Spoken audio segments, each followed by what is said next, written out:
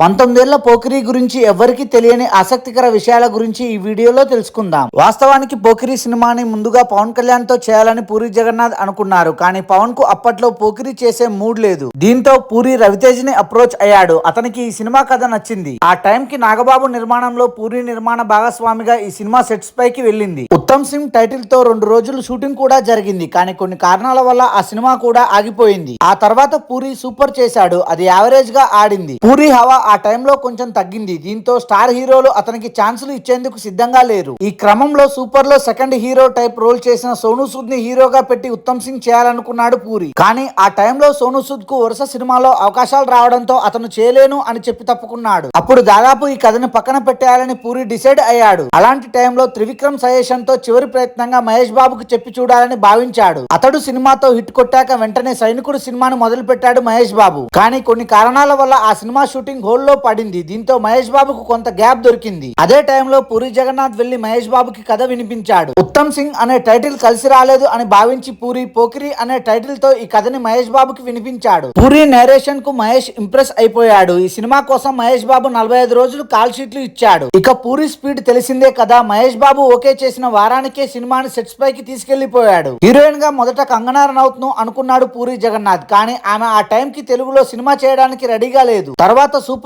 Heroine Ayesha టకియాని కూడా అనుకున్నాడు. ఆమె కూడా ఎందుకో సెట్ అవ్వలేదు. అటు తర్వాత వెన్నెలతో పాపులర్ అయిన పార్వతీ మెల్టన్ ను సంప్రదించాడు. ఆమె కూడా సెట్ అవ్వలేదు. ఫైనల్ గా దేవదాస్ హీరోయిన్ ఇలియానాని ఎంపిక చేసుకున్నాడు. లుక్ టెస్ట్ లో కూడా ఆమె పర్ఫెక్ట్ గా సెట్ అయింది. ఇక ఈ సినిమా షియాజీ షిండే పాత్ర కోసం ముందుగా అమితాబ్ బచ్చన్ ను సంప్రదించాడు పూరి జగన్నాథ్. కానీ అమితాబ్ కొన్ని మార్పులు కోరడంతో ఒరిజినాలిటీ మిస్ అవ్వకూడదు అని భావించి షియాజీ షిండేని ఫైనల్ చేశారు. అతని పాత్ర కూడా సినిమాలో బాగా హైలైట్ అయింది. పూరి జగన్నాథ్ పోకిరి చిత్రాన్ని కేవలం 66 రోజుల్లో ఫినిష్ చేశాడు. చాలా వరకు సింగిల్ టేకులే ఒకే సెట్ లో ఒకే టైంలో 2-3 సీన్లు కూడా తీశాడు. పూరి లేకుండా సీన్లకి మెహర్ రమేష్ దర్శకత్వ పర్యవేక్షణ చేయడం జరిగింది. 2006 ఏప్రిల్ 28న పోకిరి రిలీజ్ అయింది. విడుదలకు ముందు ఈ సినిమాపై ఎటువంటి హైప్ లేదు. ఎక్కడా కూడా ఎర్లీ మార్నింగ్ షోలు కూడా పడలేదు. కానీ మొదటి వారం స్లోగానే స్టార్ట్ అయింది. కలెక్షన్స్ కూడా మొదటి వారం సోసోగానే వచ్చాయి. కానీ రెండో వారం పవన్ కళ్యాణ్ బంగారం సినిమా వచ్చింది. అందువల్ల సెకండ్ వీకెండ్ కూడా ఓ మోస్తారు కలెక్షన్సే నమోదయ్యాయి. కానీ ఆ సినిమాకి నెగటివ్ టాక్ రావడంతో పోకిరి హవా ఊపందుకుంది. సినిమా 10వ రోజు నుండి 175వ రోజు వరకు పోకిరి ఎక్కడా తగ్గలేదు. 299 కేంద్రాల్లో 50 రోజులు, 200 కేంద్రాల్లో 100 రోజులు, 63 కేంద్రాల్లో 175 రోజులు ఆడిన ఘనత పోకిరి సినిమాది. ఇక ఫుల్ రన్ లో ఈ సినిమా 39 కోట్ల షేరును,